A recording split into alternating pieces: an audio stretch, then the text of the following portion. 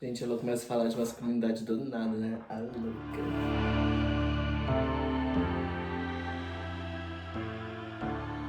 Olá, Sinners! Meu nome é Alison, a biblioteca está aberta.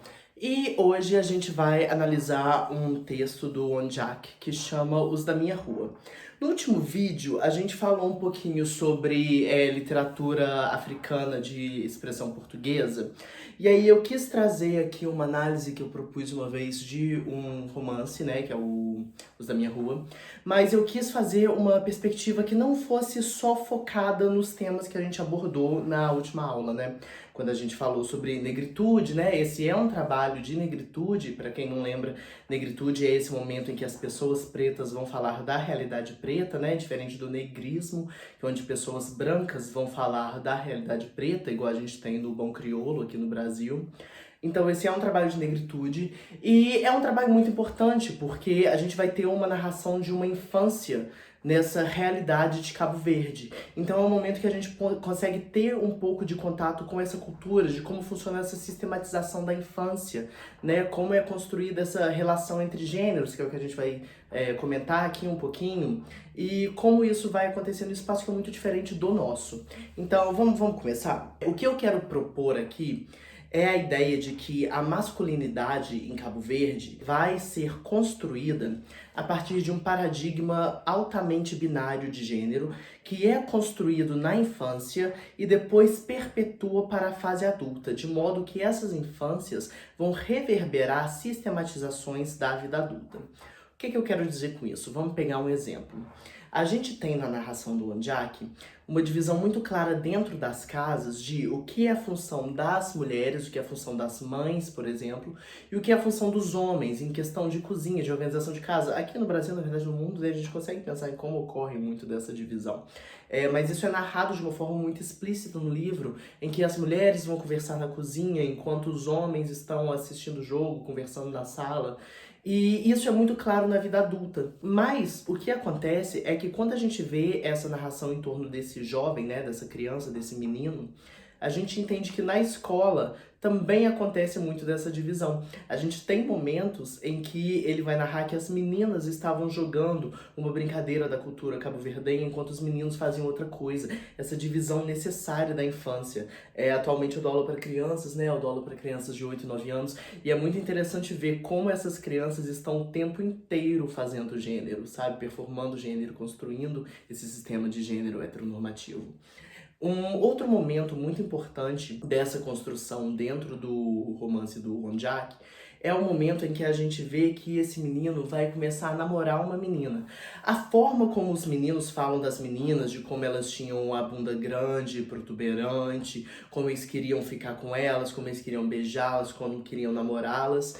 E há essa menina que todo mundo sabe que o protagonista deveria namorar desde pequeno. E aí a gente já tem aqui um modo de romantização no sentido sexualizável da infância, né? Crianças não deveriam estar namorando. Eu não tô propondo que a gente deveria ensinar as crianças que elas também podem namorar, meninos podem namorar meninos e meninas podem namorar meninas. Eu tô propondo que a gente devia falar pra criança que não é pra namorar, né? Porque namorar não é coisa de criança fazer. Mas existe essa construção altamente patriarcal de que desde pequenos os meninos e as meninas são ensinados a namorar uns aos outros.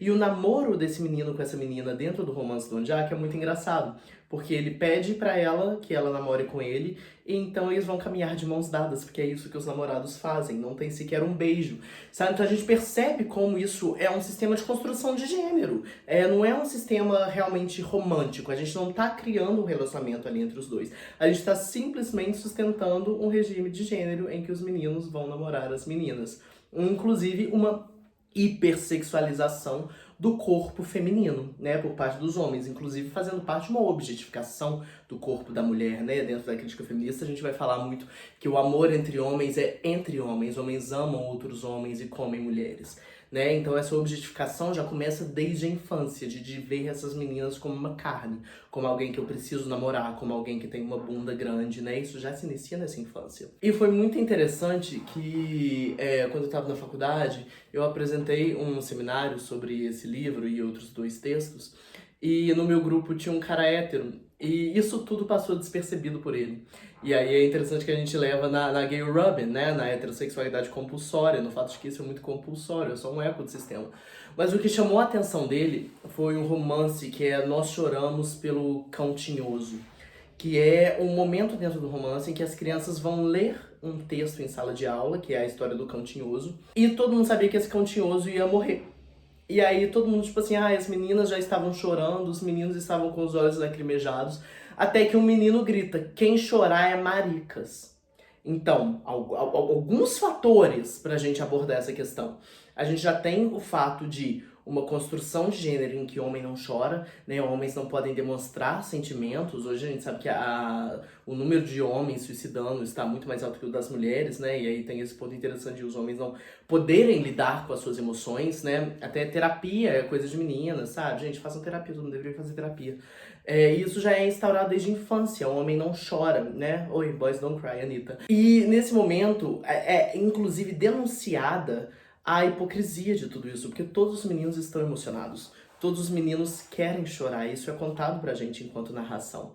Mas a partir dessa interpelação, e depois a gente vai falar um pouquinho disso, sobre interpelação como discurso de ódio, construção, subjetivação, essa interpelação proíbe uma ação que já está ali programada. Né? Então, quando a gente pensa na Judith Butler, que ela vai discutir no livro dela que chama Discurso de Ódio, ela vai falar que o discurso ele tem esse poder de construção subjetiva. Né? O quem chorar é maricas. E isso é só um discurso. Mas a partir do ponto em que todos esses meninos precisam evitar serem conceituados como maricas, porque isso seria uma coisa ruim, né? E a gente já tem a construção homofóbica. E dentro da África a gente tem toda uma problemática de um mito da inexistência do homossexual africano, né? O que isso quer dizer? A ideia de que a homossexualidade é uma invenção burguesa ocidental. E aí os homossexuais da África, na verdade, estão submetidos a um tipo de pensamento que nunca foi africano. Sendo que esse é um pensamento altamente colonial, né? Porque a África que antecede a colonização nunca teve essa heterossexualidade compulsória. Essa relação entre homem e mulher definida que a gente tem, a gente vai falar um pouco disso no próximo vídeo, é altamente ocidental, é altamente importada, né? Então é esse o mito da inexistência. E até no Brasil, se a gente pensa na crítica marxista, por que os homossexuais brasileiros nunca se intrometeram muito na luta trabalhista, na luta marxista? Porque os marxistas defendiam que ser gay era uma luta burguesa, sabe? Que a gente deveria focar na luta dos trabalhadores, na luta de classes e não nessas minorias, sendo que, tipo assim, não tem nada ali que não seja classificatório, sabe? As formas de opressão, enquanto os sistemas de classe estão densamente atrelados a sistemas de gênero e sexualidade. Mas enfim, volta.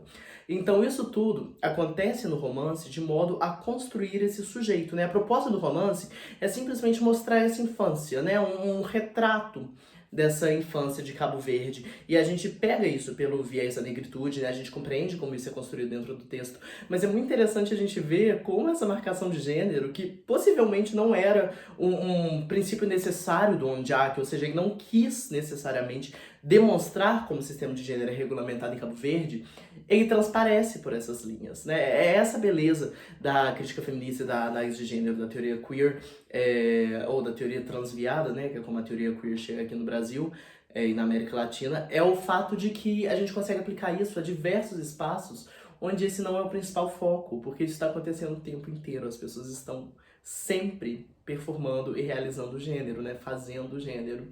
Então, eu só quis trazer essa proposta. É um romance bem curtinho, são um pouco mais de 100 páginas, então quem tiver interesse, quem quiser conhecer um pouco da literatura de Cabo Verde ou da literatura africana de expressão portuguesa, eu sugiro esse romance, ele é uma leitura fácil, ele é uma leitura interessante, então eu quis trazer isso para concluir um pouco o que a gente tinha começado a falar no último vídeo, tá? E aí agora, daqui pra frente, eu vou começar a falar um pouquinho de estudo de gênero, porque algumas pessoas no Twitter estão precisando entender que não existe LGB sem T, tá bom? Então, beijo.